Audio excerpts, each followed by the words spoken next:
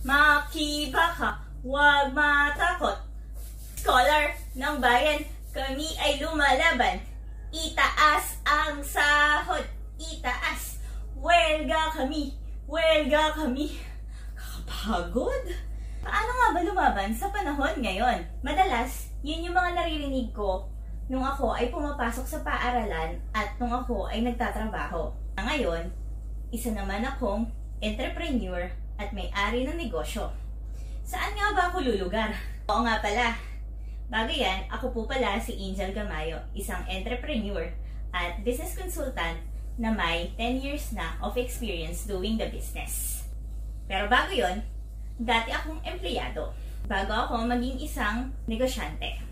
At siging negosyante, ito yung naranasan ko ang lahat ng klase ng trabaho. Sa first business namin na food business, naranasan kong maging financer, purchaser, taga-palengke, maging waitress, cook, dishwasher, may experience ko. Then, nung sa second business namin na co-working space and virtual office, ako naman yung sa sales, sa operations, sa marketing, almost all aspect of the business, pinagdaanan ko siya.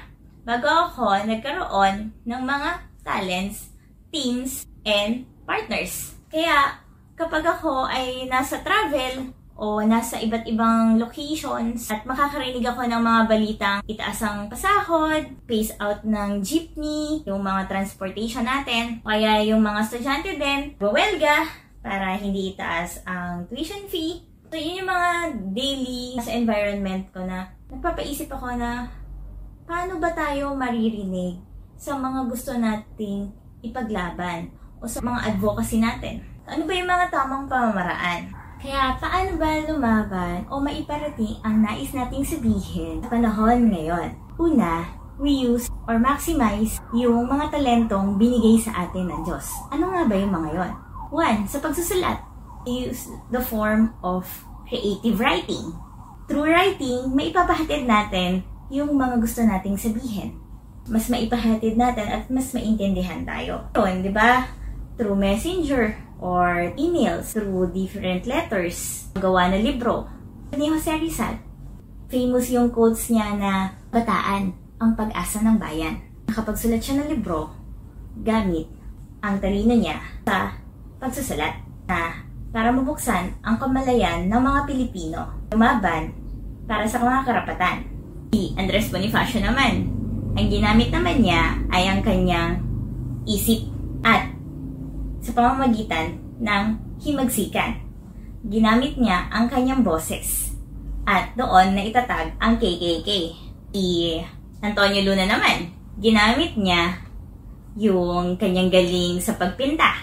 Kaya ngayon, sikat na sikat yung Espolarium, yung kanyang painting. So may iba silang paraan. Ako naman, dahil mas gusto kong maintindihan, ako ay isang millennial, ako rin ay nagsulat tungkol sa pagiging isang millennial, kung paano kami maiintindihan. Tawag ko yun millennial way of life. At sa panahon ngayon, ang pinaka-the best way kung paano ka maiintindihan o paano mo bigay ang iyong message ay sa pamamagitan ng pagiging isang positive influencer sa panahon ngayon. Kasi madali ka na mag-viral, diba? Meron tayong tinatawag na trending. Kaya naman, kung pagsasama-samahin natin ang mga talentong binigay sa atin ng Diyos, sa writing man yan, or into arts, sa pag-voice over, pag-rap, pagkanta, sa pagsulat o paglikha ng mga musika, maihahatid natin yung mga mensahe na gusto nating maiparating. At ngayon, sa panahon na meron ng social media, At tulad nito na ako ay nagko-content, gusto kong i-utilize ito. Gamitin sa tamang pamamaraan. Gamitin ang aking boses, ang aking talino, at ang aking advocacy. Kaya nag-offer ng kasosyong malupet content creation, na ako nagdalawang isip.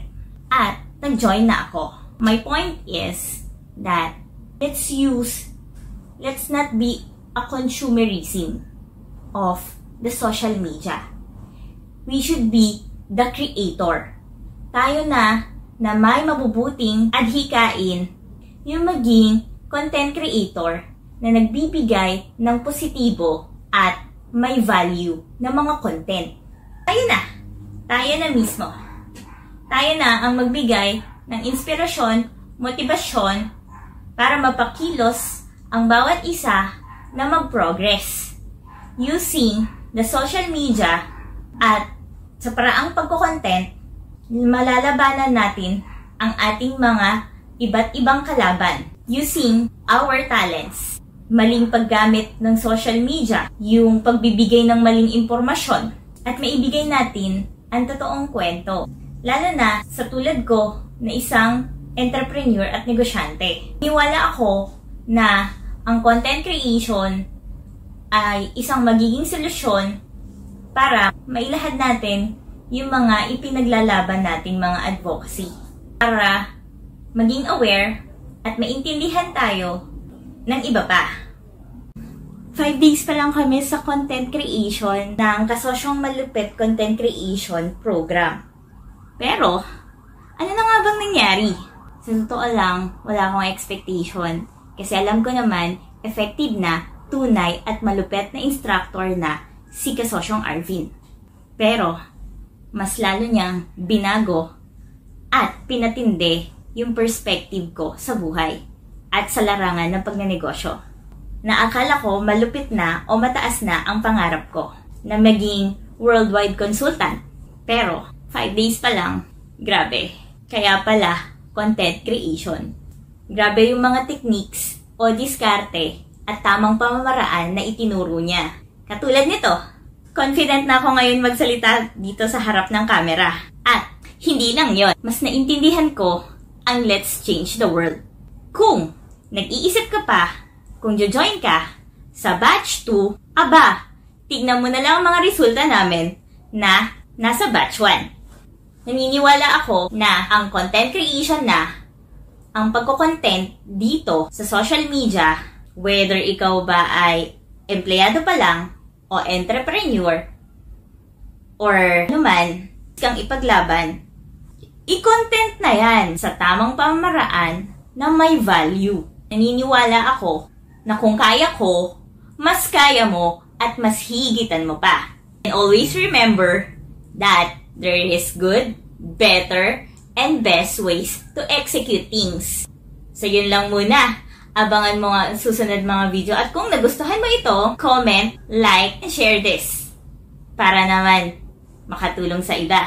Kaya araw-araw natin galingan ha!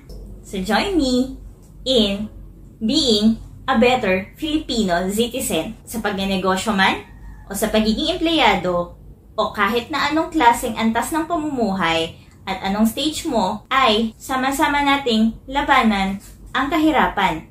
Kahirapan sa pag-isip at kahirapan sa bulsa. Kung sa abroad, maraming pera. Dito sa Pilipinas, maraming problema. Pero, maraming may puso at may malasakit. Mahal kita! Paalam!